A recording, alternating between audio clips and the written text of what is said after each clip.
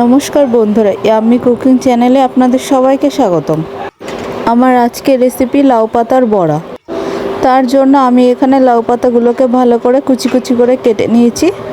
এবার ওই লাউ পাতার মধ্যে দিয়ে দেবো কয়েক টুকরো রসুন কুচি, আরও দিয়ে দেবো পেঁয়াজ কুচি এবং কাঁচা লঙ্কা কুচি।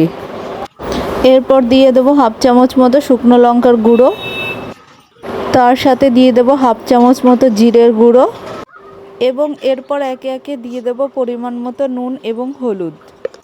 সবার শেষে বড়া বানানোর যে মূল উপকরণ রয়েছে বেসন, সেটি দিয়ে দেব।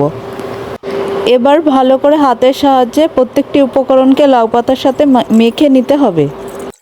প্রত্যেকটি উপকরণ ভালোভাবে মাখানো হয়ে গেলে এখানে একটি কড়াই নিয়ে নেব এবং কড়াইতে দিয়ে দেবো কিছুটা পরিমাণে সয়াবিন তেল এবং কিছুটা পরিমাণে সরিষার তেল। তেল ভালোভাবে গরম হয়ে গেলে একে একে বড়াগুলোকে দিয়ে দেবো ভাজা হবার জন্য।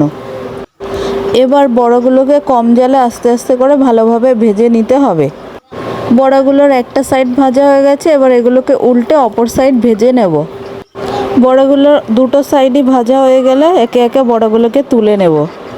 রেসিপিটি কেমন লাগলো কমেন্ট করে অবশ্যই জানাবেন এবং চ্যানেলটিকে সাবস্ক্রাইব করে আমাদের পাশে থাকবেন।